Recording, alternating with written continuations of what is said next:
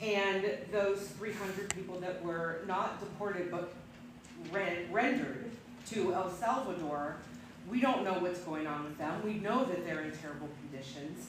And I don't know how to protect myself and my family and my community until the Supreme Court decides whether they're going to let them do this or not, because no one protected those 300 people that, and some of them had nothing to do with, some of them weren't Venezuela. I mean, we can go to that. Anyway, quick question, because I want to keep moving. Yeah. So what's the question? I'm sorry. Well, my question is, I have refugees in my neighborhood. Yeah. I have Afghan refugees, and I don't know what's going to happen to them, and I don't know how to protect my community right now, and I don't want them to be hurt, and I don't want to be hurt, and I don't know what to do. Yeah. So I think the best advice I can say is, community is more important than ever right now, and watching out for each other, because there are people who, and I've been told by Head Starts, they're starting to have non-attendance from some folks, right? And you're seeing it in schools, K-12, and you're going to see this in other areas. And this is part of the awfulness of this administration. But the more support that we can provide for folks, because sometimes they may need someone to go get groceries for them because they're afraid. ICE hasn't really done that much in Wisconsin yet, but they're going to come, right? We know this. So we just have to then be our best selves along the way and help folks. But let me tell you a story, just, if you really want to take this to where it's awful. I did a town hall in Chippewa Falls in Derek Van Orden's district. Derek was invited, I was Tom Tiffany, and then the Democratic state reps and state senators were invited. The only people who showed up were Democrats, all the state legislators from the area, myself. And 90 minutes of listening to 75 farmers about funds that were frozen. Donald Trump said he never froze any. We had many people telling the story about their funds frozen, all this other stuff. And at the very end of 90 minutes of this, the head of the Farmers Union goes, I just want to let everyone know that, and I'll just say this gentleman, I won't say his name, who many of you work with, he's the one who signed most of the Inflation Reduction Act contracts with farmers, who then took money and took out loans to do improvements. He was told a week ago that Elon Musk had eliminated his job, and when he went home that night, he took his life. I can guarantee it's not just unique to one place in Wisconsin this is happening. So there are absolutely awful things happening. But we have that combined power to try to stop it, going to the marches, showing that support. The elections have consequences. We proved that in Wisconsin. But that's the stuff that we've got to keep doing and continue being our best selves while that bad stuff in some ways is going to happen until there is that lawsuit to slap it down, until there is something else. But it's not a great situation. Like I said, I wake up every day with bad choices and worse choices. So I just go for the bad choices. But you can imagine, and then you see Marjorie Taylor Greene. So I'm going to keep going through, okay? And then I'll come back to questions. And I'll stick around, and I want people to feel if they have to leave, please leave too. But let me just try to get through the groups as much as we can, all right? So, and this one is related to what you just said, organizing protests and political. So, is there any cracks starting to show in the Republican Party? When will they see their cult, etc.? Again, it's tough because this came from Senator Warner. I'm sorry, not Warner. Warner. That there were 4 Republican senators supposedly that were going to vote against some of these cabinet secretaries. And what they told him was, look, not just we were getting death threats, and we all get death threats, so that's kind of part of what we signed up for, I guess. But their family members were getting death threats by some of the MAGA crowd, and they voted against what they knew for themselves, and against what they knew for themselves. And unfortunately, a lot of them are more afraid of having the job they have than doing the right thing. We don't have a lot of Elizabeth Cheneys or Anna Kinzingers right now. So am I seeing cracks? I mean, another Republican from Wisconsin said, look, we don't know what's going on with Doge either. They don't tell us anything. But telling me it isn't enough, right? We need them to do more. That's why pushing them on town halls, pushing them, and I tell people, again, you're in my district, but in other districts, they won't do town halls. If they're going to go talk to the chamber, go outside and make it a town hall, right? They got to walk through you at some point. You've got to make them have to respond. And I think Tuesday did wake up people nationally. I mean, if you won by less than 10 points in a congressional district, in the last election, you either better figure out how to listen and talk to your constituents, or figure out how to get a discount card at Costco so you can buy Depends by the case. Because those are kind of your choices. So, how can committed citizens and elected officials work together more effectively and creatively to stop the conversion of our country into fascist dictatorship? I mean, again, I think a lot of this is, we're talking about how do I get young people passionate. Look, especially for issues for young people, we need to make sure, you start taking away Pell Grants, and you start, doing a lot of the things that don't match their value system. We saw them come out and vote in that April election. I was talking to someone on campus, and at 5 to 8, polls close at 8, they're like, there's still students getting in line to vote. I'm like, yes, that's what we needed. We had no idea until we got the final results how many, but they are listening. What's the best way to win Congress and the Senate? That may be a more of a dissertation than a quick answer, but I think what we're talking about here, what do we need to do now that Trump has defied the Supreme Court? We talked about that. How can we better organize? I'll see if there's anything new here real quick. Okay, most of this is still around the same. How do we get people with larger audiences to speak up? How do we get people with larger audiences to speak up? Pro athletes, coaches, celebrities. I don't know. It is weird. We're in a weird place where, honestly, I think Donald Trump would be absolutely nothing if it wasn't for Celebrity Apprentice. Yeah. I think we are a society that unfortunately thinks that way, and now the movie Idiocracy, anyone ever see the movie Idiocracy? Yeah, it should be changed from a comedy to a documentary, right? Unfortunately, but I don't know how to get specific folks. Social Security. Musk says X will be administrating starting in July. Is that true? Musk is supposed to be done by the end of May. That's when they're supposed to be done, but we'll find out. Again, I don't think I know. What can be done to protect middle class and lower class Americans who depend most on Social Security programs? Again, right now, there's nothing in the bill they have other than some of the people who work for Social Security and closing some of the regional offices. But we just all have to be aware. Trust me, we're ready on this. And by the way, I'm going to throw this in. This is a little not related to this, but it's related to Social Security.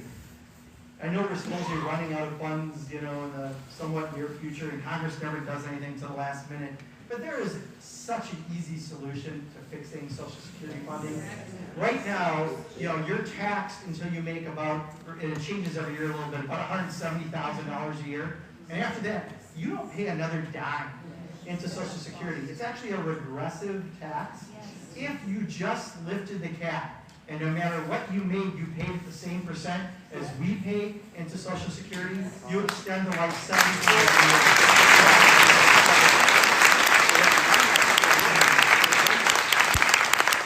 How did Trump get approval to pay Musk $8 million a day? That's the federal contracts we talked about.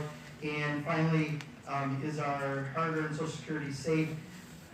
Again, this is one where it's even Project 2025, which, by the way, I should have said is the roadmap for absolutely everything we're seeing right now. Even that didn't talk about Social Security because it was the third rail.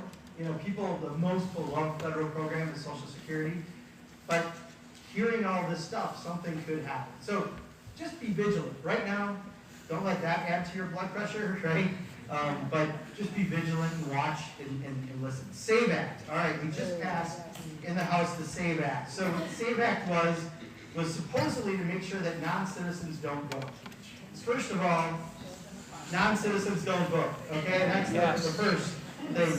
But the questions were accuracy of news headlines. Do you anticipate them speaking up to prevent act from becoming a law? So part of the problems with the SAVE Act was what it's trying to get people to do in order to be able to vote is much, much more cumbersome. So, how many women here changed your name when you got married? All right.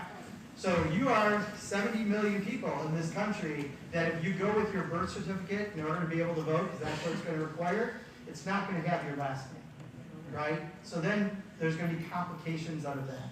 You can get a passport, but guess what? That's a poll tax. You have to pay for a passport. If you're in the military, you have to do it in person with your birth certificate. If you're overseas, you can't apply to vote. and you're in the military. So there's a whole bunch of things that are wrong with the SAVE Act, so I think we just have to make sure as it moves through the process, because it'll be different forms, that we continue to push back and try to make sure that this never becomes law. This is definitely an attack on our voting rights. Education, all right.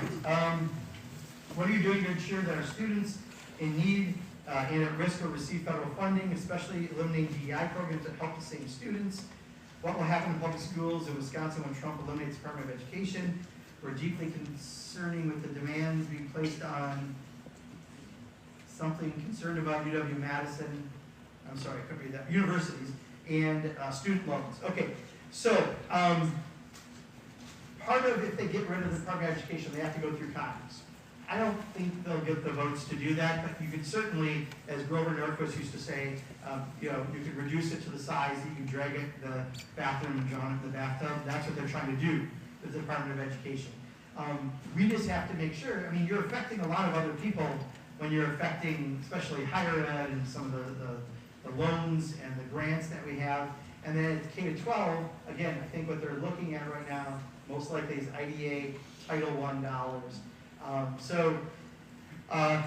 That's right now, I think the cuts that we'll see is probably the best test case to see what happens.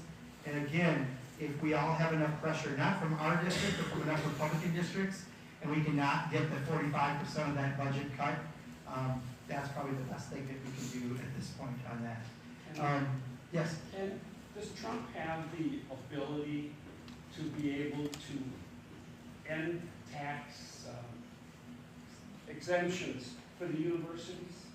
I mean, what he just did now with Yeah, Harvard. he's pushing a lot of things. So He's not.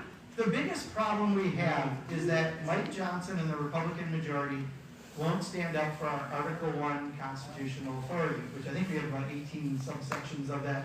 But it's appropriations. We're in charge of that. So if we don't, and Mike Johnson went to the lawsuit, so we can't, as Democrats, initiate a lawsuit, then we have to have the outside groups do the lawsuits to stop this. So far, again, rule of law is holding, so he may not be able to ultimately do it. But between the lawyers caving in, the law firms, watching some of the universities, I mean, it's really sad to watch what's happening right now. But don't forget, their holy grail is this tax bill. So some of this stuff might even be put out there to distract us a little bit. Don't be distracted, because if they cut these programs that we all benefit from in order to give a giant, maybe up to $7 trillion tax cut that will last for 10 years. The original estimate was if you extended the Trump tax cuts for another 10 years, which is what they're trying to do with the original ones, 83% of that money goes to the top 1% of people. Yeah. That's the transfer of wealth from the middle class and those aspire to be in the middle class to Elon Musk and Donald Trump and everyone who can afford to join Mar-a-Lago. Medicaid, Medicare. What happens to our family members who are dependent on Social Security and Medicaid to pay for community living and nursing homes? Talk about losing benefits, your opinion about risk involved and benefits. Okay, so that's the thing. I think what they're most likely to do, I do think they will do some things around Medicaid, and one of them, and it doesn't save them much money, it's more punitive, but I think they're going to do is probably say only able-bodied men. If you're able-bodied men, you have to work in order to get Medicaid. So that's probably something, but it doesn't give them the savings they're looking for. So it's almost done more in a punitive way. But we have to be careful, because no matter what, if there's a dollar amount that has to come, don't forget some of that money comes to the state. So Jenna is going to be, after we're doing our stuff, they have their budget. That's part of why we think the budget's going to be so late this year. They're going to lose funds. And then you have that ripple effect to the local government where they're going to lose funds. So there's a lot that we're going to learn through this. I would say we just need to do everything to fight those cuts right now. I'm really concerned that if Medicaid is cut, that we could lose our Monroe Clinic and the nursing homes here, that they won't receive the payment that they need in You're order right. to stay in business. And if you look around some of the rural parts of Wisconsin, Eau Claire has lost a hospital, or two I think. Sauk County, the county-run nursing home, they sold, and I don't know if they've got licensed yet. That's the only nursing home in the county, right? It's not like it's been all roses up to this point, right, for populations needing this help. And this could have even a bigger impact, which is why, trust me, they know, they keep saying, we're not gonna cut Medicaid. We never said that, but the dollars show something else. But they have to have those cuts come back to vote on, and that's why the pressure now would stop them from doing it. So, all right, tariffs, I know we talked a little bit, let's see if there's something new. Tariffs are a joke, one day he sets the tariffs, I think that's the, oh, and then when he announced that it's a good time to buy stock, and by the way, members of Congress should not be able to buy stock.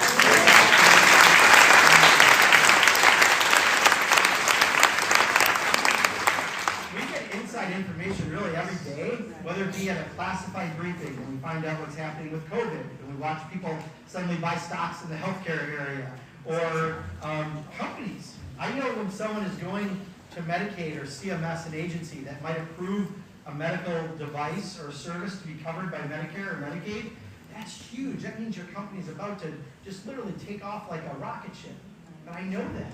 So how can I be able to invest in those things? It's just wrong. So I just want to say that as an aside. Governor Newsom filed a lawsuit against the tariffs today. I did not see that. Again, it might be another lawsuit. Some of these folks, because they're running for president, it may be more lip service. I don't know anything about that. I didn't see that today. Why isn't there a committee for the president who can approve or disapprove of tariffs? So it is Congress's authority to do this on tariffs, right? And we're not doing it because Mike Johnson won't. That's part of the problem. And while there have been some bills with a little bit of bipartisan support, they may not let them ever come up. And that's the problem. So we recently had a situation where, I shouldn't say situation, it sounds so stupid, but we had a woman, a Democrat, who had a baby. And she couldn't vote. So another Republican woman said, hey, we should make it so that you could vote via proxy like we did all through COVID, so that you could still vote because, look, you just had a baby. And we had enough people, I think it was 10 Republicans joined all the Democrats, and there's a thing called a discharge petition. It's rarely used, but if you get 218 people to sign that, they have to force a vote. But then he found a way to kind of stop that, and so if he's not even going to do that, I doubt he's going to do some of this other stuff that we need to have done. But this is, again, why elections have consequences, right? So we're going to have to fight this a little different. Yes? I know everything is in front of you now, and you don't have time to look to the future, but we keep talking about these overreaches, especially of the executive branch, and I guess this isn't really a question, but I just hope that you guys are thinking about when the Democrats flip the House or something, and cutting this off. We should not let him, if terrorist isn't his job, he shouldn't do it. And we should limit the amount of executive branches or executive orders. So I think we should I know the person in power never wants to limit themselves, but if we ever get the Democrats back in power, we need to strengthen the checks and balances.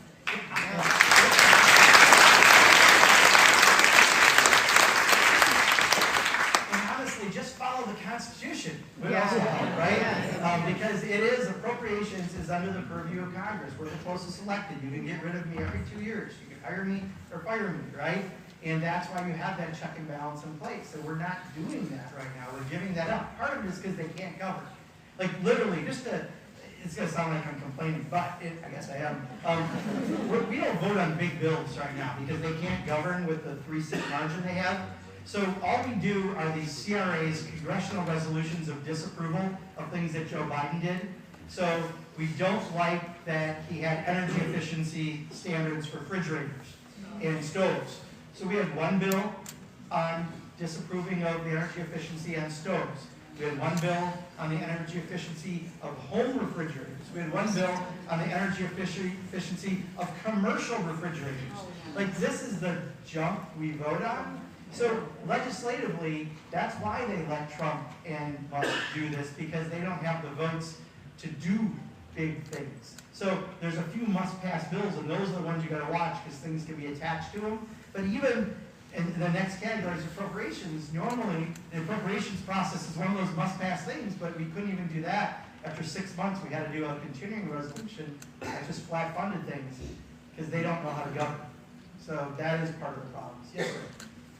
Relevant to what you were just talking about, I actually became aware today of this, there's this memo, I guess, that was put together by some of the House staff urging the Democrats to use more of the parliamentary tools that are available to gum up the works and stop the ability of the Republicans to continue to rubber stamp. No, I haven't seen it, but what I just explained to you is, we're not doing bills right now. Like, I could gum up the works to make sure that the disapproving of Joe Biden on a commercial refrigerator, that was the bill we had up last week, but they can't pass substantive legislation. If they do have it, we absolutely, there are things that you could, that the leadership is already doing. Sometimes you gotta set something up through another bill months ahead of time, and they're doing those kind of things. We're just not at the point, you know, SAVE Act was substantial, but a lot of this stuff is this paddle that they're bringing up because they can't do anything else. And it's not like in fact, their majority, Elise Stefanik was supposed to be going to the UN, and they had to take away her appointment because they were gonna lose that seat in New York. The polling was showing they were gonna lose, so they pulled back the appointment. So the good news is, they had to pull back an appointment, that's indicated what's gonna happen next year. But, you know, the bad news is they have one more person at least as they're dealing with this. But with 3-seat margin, I mean, they had difficulty with a 20-seat margin getting things done. And with 3-seat margin, it's gonna be these must-pass bills that you gotta watch. So the National Defense Authorization, what should be the appropriations process, and a few others. So that's the ones that we'll have to try to get up along the way. So, do you have a question? Yes? Yes, I do. So I'm trying to start the passion and the progress for more people. I understand that people are angry and passionate. I want to continue to build off of it. So when I go to Whitewater, I want to visit Democrats, making sure to hone in the passion for that and build up hope in the nation. So I'm wondering, how do I talk bad on Trump when I'm having debates or making sure that it really affects him? Yeah, I mean, first of all, find the issues that younger people care about, right? Probably it's going to be college affordability. It's going to be, for some, hopefully they're planning on childcare, issues like that. I mean, find those issues that you know they're going to matter. Talk about them. Make sure you're talking factually about them because, again, I think we get a lot of disinformation right now. All of our reason we got to be careful and make sure we're giving the right information out there. But people are pissed. Like, there's no question, I can tell you. And I've had some of the weirdest, interactions. I was knocking on doors 3-4 weeks ago in the west side of Madison, and I've never had this happen in 30 years of doing doors. Went to someone's door, it was a couple in their 70s, in a cul-de-sac. They let me in, they both shook my hand, and then the husband gave me a big hug. And I've never been hugged by a stranger doing doors before. I've seen people I know, and you go to their door, and like, oh, it's good to see you. But this is like a complete stranger, and I'm in their house. It was a little weird at first. But they're so concerned. So people really are concerned about what's happening. This is anything but normal. So just connect with them at that. I mean, we have the facts on our side, and just let people know that they can have a voice. And the more of you together are able to do that, you have a greater voice. And in Whitewater, I believe you're in Brian Stiles' congressional district, is that correct? Yeah, That's a swing seat, right? Brian Stiles better learn to listen. So organize people to do stuff. That is the way. I'll tell you, we're going to come back to all the hands. I'm going to finish 2 categories, and then I know we're past time, but we're going to stay till 6:30. How's that sound? If you want to leave, go. But we'll stay to 6:30. Okay, so let me just go through the last of these, and that way we've at least tried to get through as much as possible. We'll open it up. Appropriations. How can Trump legally cut research funds? Okay, and what is the plan for appropriations committee to fight the Trump admin with government funding? So appropriations committee is broken. It hasn't been until Kevin McCarthy became speaker. He put some people on that didn't believe it. During the last Trump presidency, we still got our stuff done. And honestly, I can work with Republicans on that committee and Democrats. Generally, those who are appropriators, we don't rush to TV. That's not what we do. We're not in Congress to do that. We're there to actually get appropriation bills done. But they broke it. And that's why the last time, everything we did for months of working on appropriations got thrown away when they passed a continuing resolution, because all that work we did doesn't go forward. So it's a little tougher to do stuff through appropriations, but that will change hopefully next year after November. But on the research funds in particular, I had thought we were at a point where like the National Institutes of Health, which is literally, I think they told me in the last 15 or 20 years, all but 1 or 2 drugs that have gone through and approved by the NIH have had taxpayer support to come to market, right? Every drug, new drug that came out, we have helped pay for to do that. And, but that research has helped in so many areas. And Republicans, even prior to this administration, still supported funding for research. And I thought we were at a point where it might be good into the future because everyone has some of this in their district. And now we're seeing the tax again. One of the things they're trying to do is say that no more than 15% of the grant can go to administrative costs. The problem with that is that's a number pulled out of Donald Trump's 224-pound derriere, because it doesn't have anything to do with reality of costs. So if you're doing avian flu research, guess what? We don't want bird flu to go up.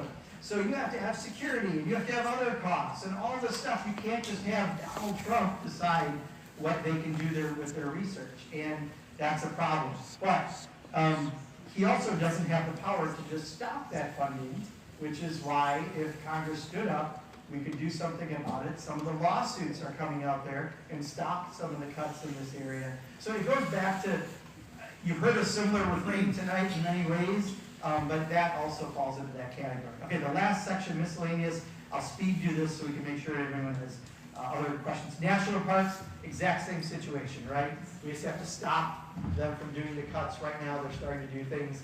As they fire these employees, it has real impacts. And what are we doing to protect our national parks? Postal privatization. I'll come back to that in a second here. Cybersecurity impact to SLTTs in Wisconsin due to, I don't have that answer, I'm sorry, I'm not sure. Insurrection Act, okay, I don't know about that one. That's April 20th. I don't know enough about this Insurrection Act, April 20th. It may be something that's not real, but people are concerned about. I just don't know enough to answer. So the last one I'm going to answer this way, and then we're going to open it up for questions, is postal privatization. The concern we have, we finally got rid of Postmaster DeJoy.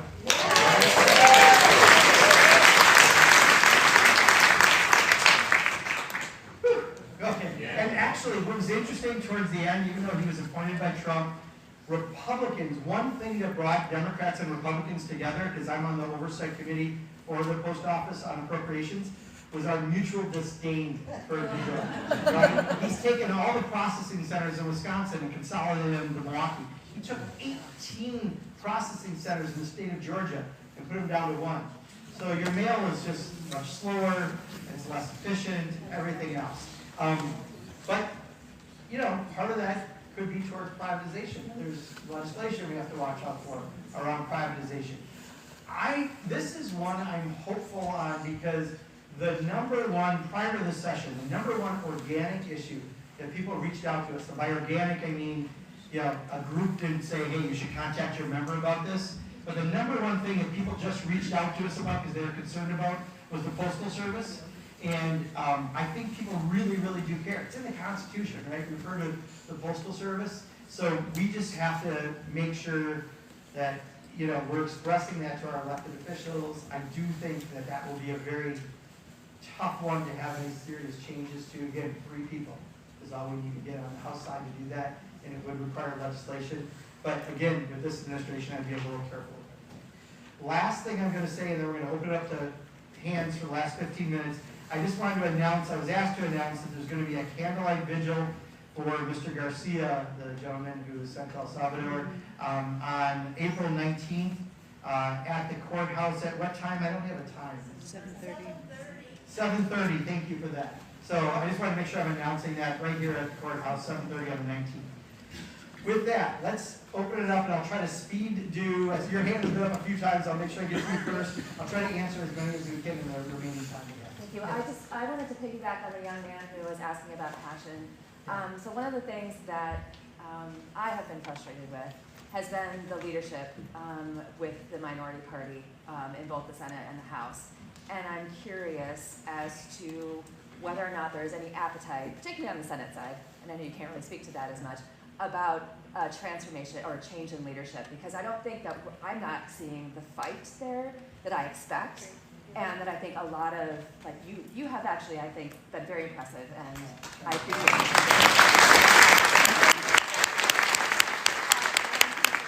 Particularly Senator Schumer and even Hakeem Jeffries, who I also have great respect for, doesn't seem to have that passion and that fight that I think I'm looking for and want to see more in the leadership. So maybe you can speak to that. Sure. I heard more of that 4 or 6 weeks ago because, again, when I would talk to Hakeem, and I have a lot of respect for Hakeem, he's very, very bright, came to my class in Congress. He would bring up all the time, you know, the number one issue that he had on election day was the economy, and the number one thing hurting him. And when we go for some of these shiny objects, we're losing the real issue that actually moves people to make sure that we're not in this position next year, right? So he's balancing some of that, but I think what they're getting is, especially in the Wisconsin election, really was a part of that message. People want more. They want their intensity matched. Yes. They're pissed off, they're afraid, they're concerned, they want to know that all elected officials are. So I think when you saw Cory Booker, really, I mean, that week was Cory and something else happened that week, but there were the Wisconsin election, right? But two big messages, right? And I think people saw that. So now, you know, Van Hollen's on a plane to El Salvador, right, to talk about that. And you're seeing this happen. You're watching the Bernie and AOC tour, in Idaho and Montana and places you wouldn't necessarily, expect that. So I do see a shift of that happening, and sometimes I need leadership to be doing things that maybe I'm not even thinking about that they have to do as leadership. But for me right now, my number one intensity is around the tax bill. Because if you put in place for 10 years a $7 trillion ripoff of the middle class and those aspiring to be in the middle class, and if you actually cut programs that the calls we get are largely, especially a little earlier, now it's a little less, but was either what the hell with Elon Musk, or I'm worried about my Medicaid, because so many people benefit from that. I think that's the place that, you know, we're finally seeing some of the needed movement. And in these 2 weeks right now, I mean, this is a classic example. Republicans are going on overseas delegations, literally to hide from their constituents, and many of us are traveling outside of our districts to raise awareness.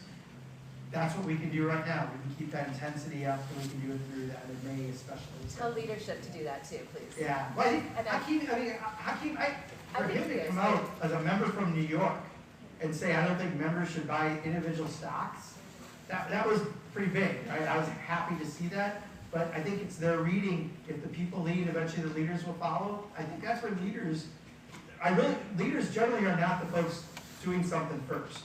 They're the ones reading the room and then taking credit often for that, but I'm seeing that happen right now. So, yeah, let me go back to here for a second. Yeah, you gave a lot of criticism to Doge, and they do deserve some. You mentioned that it's because they don't have federal government experience. Isn't the bigger problem all the politicians in Washington with all this federal government experience that have put us $36 trillion in debt? We're going in debt further every day. The waste and abuse continues, and you've got no plan to stop it, let alone get us out of debt. Sure. Well, Actually, so let me add a couple things. First of all, they said they were going to cut $1 trillion. They've now narrowed it down to $150 billion. All right, they're not exactly like earth-shaking what they're doing. Most of the stats, no, I don't want to hear the criticism there. What's your plan? Yeah, okay, fine. It's $36 trillion. How about Pentagon spending? They failed 4 audits in a row. We spent billions of dollars for amphibious vehicles that only sink. Why That's not what this is about. You guys have. I've started a caucus on, sir, I know you don't know this. I know you don't know this, but I started a caucus on trying to cut Pentagon waste and fraud. a couple sessions ago with Robert Lee. So yes, we are trying to do that, and we got over almost 100 votes to cut, depending on the budget, by 10%, which would have been about $100 billion. So about as much as DOGE is doing for all of firing of people, we could have done with a single vote. Second, Medicare Advantage plans. Those are privatized plans that still have Medicare in the name. They were invented to try to have cost savings in Medicare. We spend more on them now than actually Medicare costs, and you have to get prior authorization, and literally, there are millions of people every year who get denied care, and only 1 to 3% of people then object to that and try to get it overturned, and when they object, 85% get overturned because it's a scam. Let's go after those insurance companies.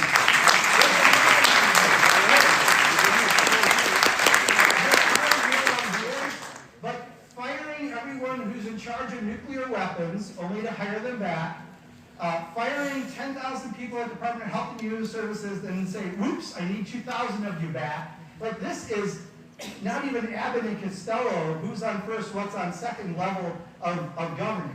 And the first time they put out a report on their savings, their top 5 items they had, the first one said they were saving $8 billion on something.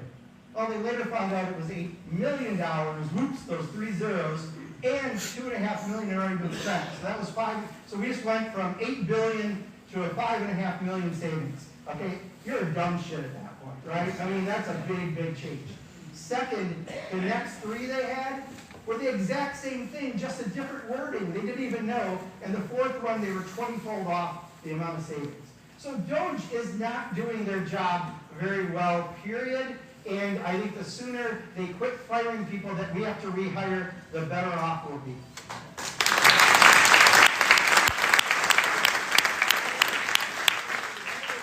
We'd like to see this week was when Harvard stood up and told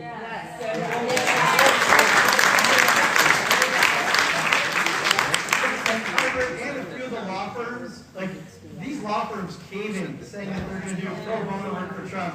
You know, I actually asked how many of them had lobbyists. So far, only 1 does. But it turns out more law firms do this, and a lot of law firms are the ones that hire lobbyists. I think we're going to have a rule in our office that we won't meet with any lobbyist who works for one of these firms. Because they need to have.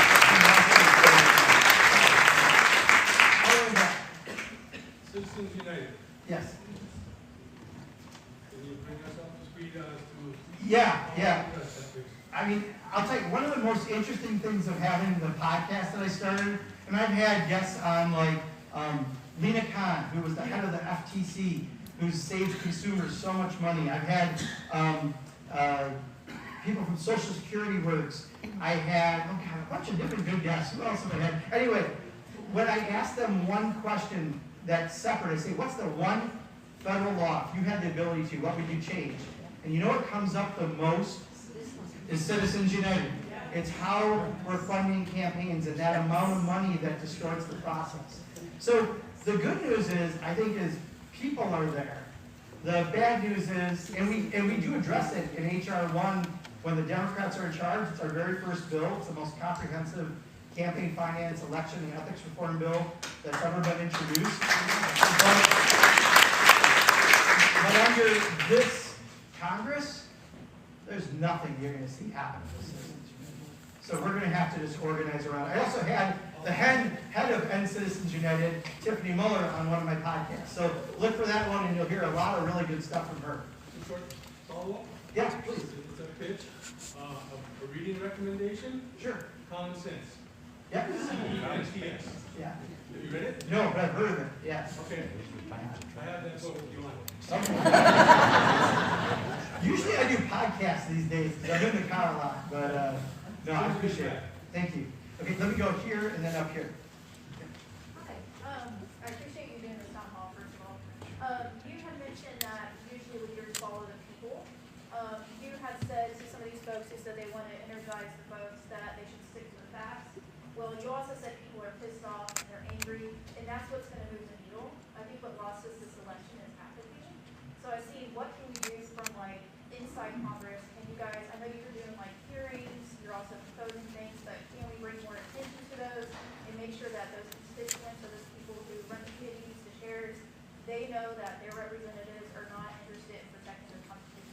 Yeah, so asking what else we can really do in Congress. One other thing I didn't mention, I heard people start talking about shadow hearings too. So even though we can't convene an official hearing being the minority, you can still try to. So Hakeem Jeffries has, through his steering and policy committee, done some on Social Security and other stuff. Problem is we don't get a lot of press on those, so it's a little difficult, but they are trying. The only thing I would counter is I don't think we lost because of apathy in November. I really, really believe that when you looked at the exit polls, 50% said it was the economy, another 20-something said immigration and the border. 12 other countries that looked like us, whoever was in charge, lost last year because of inflation coming out of COVID. I really think that that was the most significant thing. And then in the middle of it, we changed out candidates. We had all the other issues. So there was a lot of challenges coming in November. But I do think that's why when I hear leadership say this, and I am noodling over how we exactly address it, but if the number one issue for him was the economy, people wanted to lower costs, and he's doing anything but, and he's screwing up the stock market, and he's putting on tariffs that are taxes for us. They're guessing, by the way, $3,800 per family with the current, but what is the current tariffs? We don't know anymore because they got pulled. But I think that's significant. One other number for you, sir. What they're trying to do right now with the debt on the tax bill, it's been estimated, I just saw this as a new number for me today. Right now we're at $36 trillion in debt. With the text of the resolution that the Republicans just voted for, would allow the national debt to grow to $50 trillion by 2035. So I know you care about debt as we should. Their vote just wanted to increase it from $36 trillion to $50 trillion. So you might want to give Ron Johnson a call.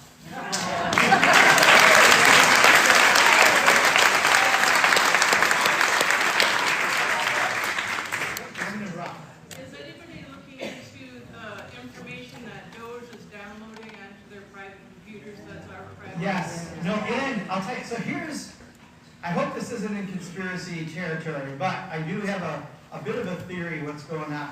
So as they're having access to all this data, and we have lawsuits to block them, and we've won on some of those lawsuits blocking access to data.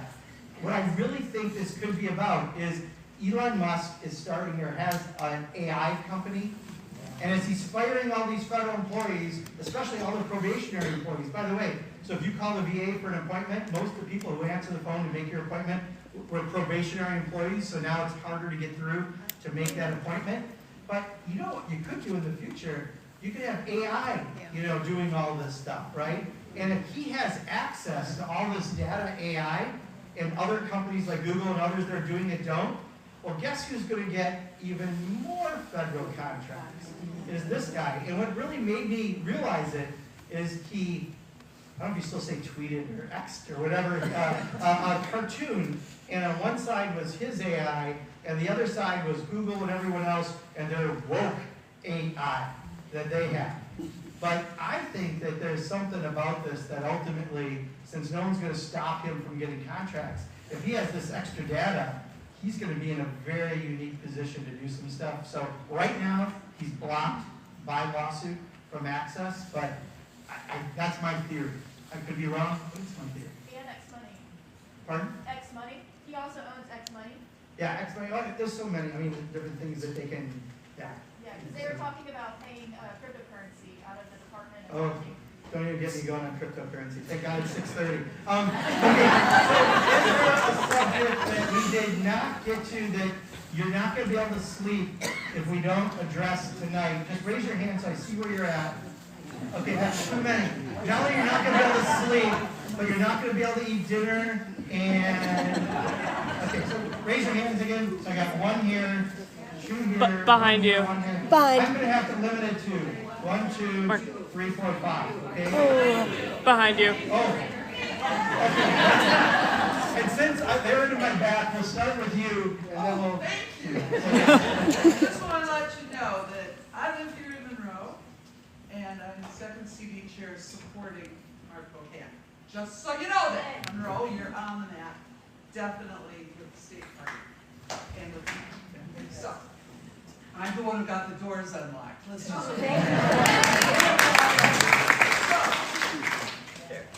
we were talking about things we can do. we can show up, we can rally, we can make communities stronger. What about things like maybe 5 calls? You know, there's that 5calls.com, that'll work, check it out, where they give you all the representatives' phone numbers, and you can call them, you can make 5 calls a day. And it's really easy and fast. They even give you a script, so different things you 1 minute, we're gonna have 1 minute limits. Sorry, Okay. that's it. So 5 calls. 5 calls. Monroe, All right, how many people use 5 calls just out of curiosity? That's good. I mean, it is good to contact, even if you think I'm going to agree with you, reach out to me, because what it's good for is, and this is true of, I think, every federal and probably state official, is we get a report every week of how many people called us, how many emailed us, how many people, the different ways they contacted, and then I get the number, and we used to do the top 5, and now we changed it to the top 10, because thank you, you're contacting us at really good rates. But that way I know what you're thinking about. Right now, the #1 issue, I know what you're thinking about. Right now, the #1 issue is about.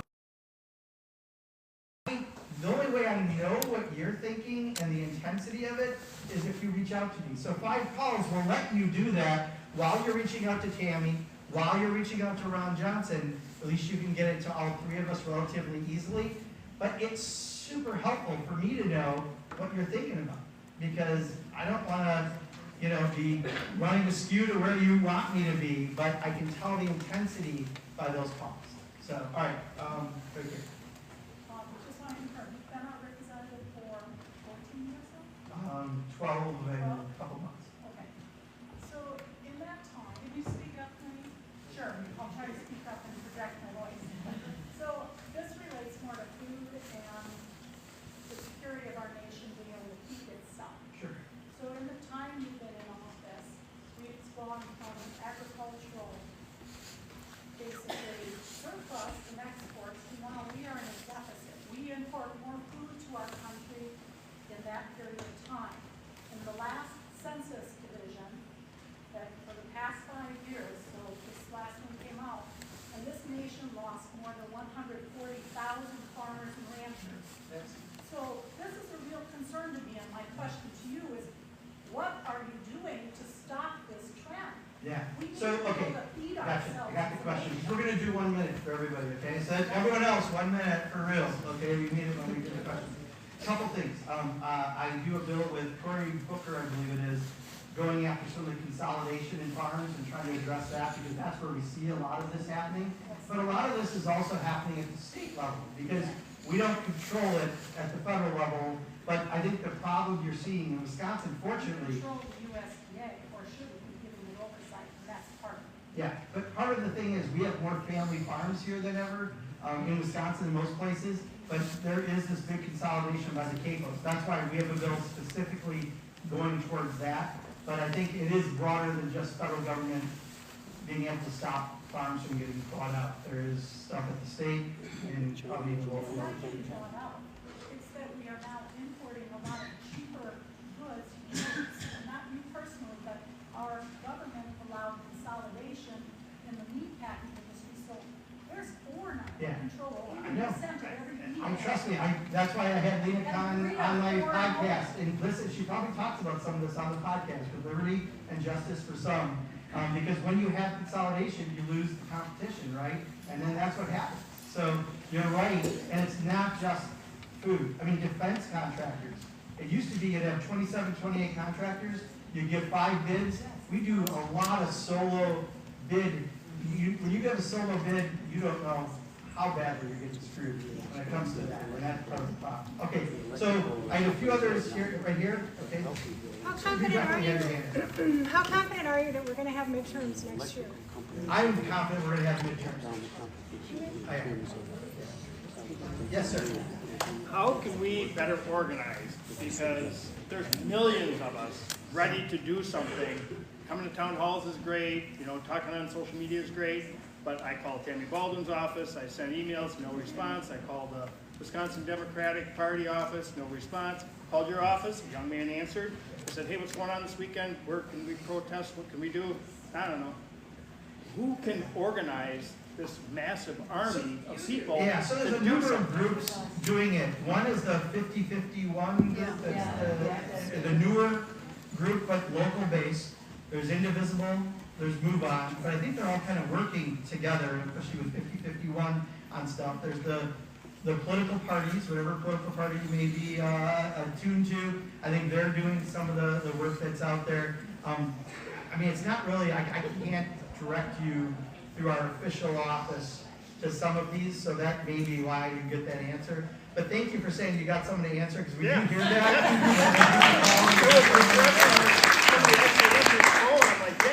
Yeah, thank you. But it is just, you know, being active and building that community, because we all need that support right now. I mean, as members, I've got so many different chat groups. I'm talking to folks, so we're trying to figure out best practices. And for me, I'm kind of leading on the town hall thing, right? I'm trying to get people to do this in other districts, because I think it's a bit of a in-your-face move, but these are in-your-face times for us to be doing. Yeah. So if I can get other members to go, and I'm willing to go to other states. I've been asked to go to Pennsylvania and other places, but I gotta also make sure I'm doing everything with you all. So my new rule is, if I do a town hall outside the district, I gotta do one in the district, right? So at least I'm making sure I'm not being grounded here first. But just, you know, those are some groups that are doing some really great work. Noon to 3 in New Glarus at the town hall. Yep. On Saturday. Okay, noon to 3, I'm sorry. Noon to 3 on Saturday at the township town hall in town. No, noon to 3 Saturdays. Okay, yes. 1 minute. Mark relies on me for humor. Get a good one. I am 6'3" and 224. Ha ha